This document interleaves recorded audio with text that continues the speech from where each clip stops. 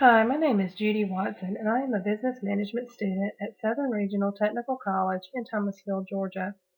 Today's presentation is about financing business startups.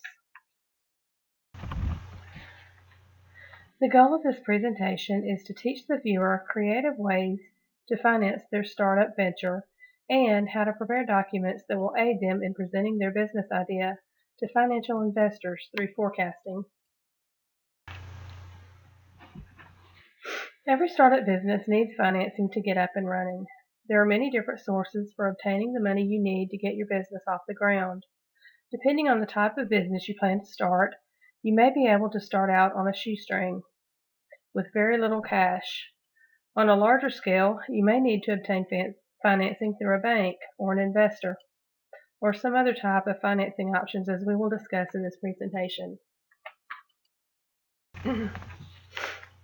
In order to convince a bank or investor to loan you money on your new venture, you must be able to convince them that your business idea is a valid and potentially profitable business. In order to convince them of this, you must do your homework and prepare information in advance. These potential investors in your business will want to know things like the amount of sales you expect to generate versus the cost of the product you plan to sell or the cost of the service you plan to provide your customers. They'll want to know the cost of goods sold, how much it will cost you to operate your business, how much you may pay in interest on loans outstanding, and how much you may pay in taxes. Depending on what type of business you plan to start, you will more than likely need working capital, which includes cash and/or accounts receivable, inventory, property, plant, and equipment that you have to operate your business. Subtract any liabilities you owe, such as accounts payable, taxes, fees, interest, etc., and this will be your net working capital, which is a measure of your company's liquidity. Underestimating the amount of capital your business needs to operate entrepreneurs and a major reason that many businesses close. One method of determining future asset needs of your company is to use a percentage of sales technique, using future predicted sales to determine what assets will be required to produce the product or service needed to meet your demand. Determining finance requirements is a little more involved because business owners must understand basic financing terms and principles. The more assets your company needs to operate, the more financing options you are going to need. Suggested liquidity for a business is having 2 times the amount of assets in comparison to liabilities. Owner's equity is largely a determining factor in how much money a lender will loan a business. Spontaneous debt financing is money that is loaned on accounts receivable or inventory purchased on credit. And finally, owner's equity can come from personal investment by the owner or profits that the company has retained in the company rather than being paid out to its owners.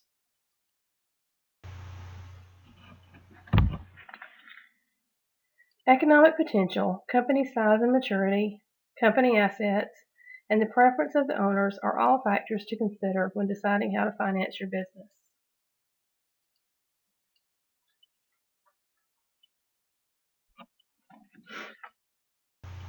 Most small businesses begin on a shoestring, using personal savings and funds borrowed from family and friends before they search for further funding through banks, investors, asset-based lenders, business suppliers, venture capitalists, and the government.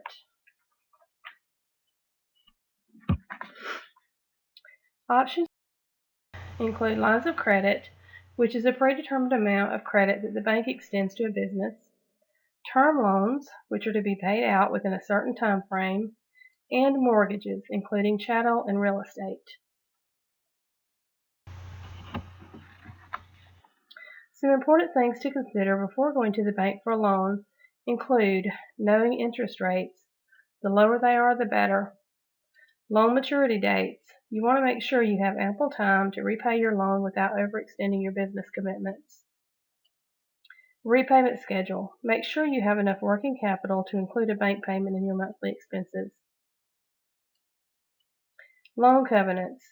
Sometimes banks places other restrictions on business owners to ensure a higher probability of being paid back for the loan. Sometimes suppliers will extend credit to a business, creating an accounts payable scenario, which is in most instances a revolving line of credit with the supplier. Businesses that require machinery to operate may negotiate equipment loans where equipment is purchased over time. Asset-based lenders secure loans via assets and will usually only loan a percentage of those assets to ensure repayment. Angel investors often invest in local small businesses, and they may invest knowledge and experience as well as cash to those businesses. Venture capitalists are similar to private equity investors with the exception that it is a more formal process.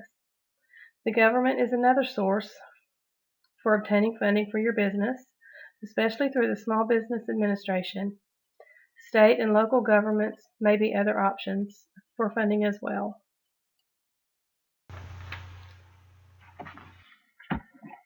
In conclusion, there are many options for obtaining funds to start and operate your business. The key is to know what you want your business to do for you and prepare a well thought out presentation to present to those who may be interested in loaning you the money you need to move forward with your endeavor. Know what you want and how you are going to use it to propel your business forward. Thank you for watching.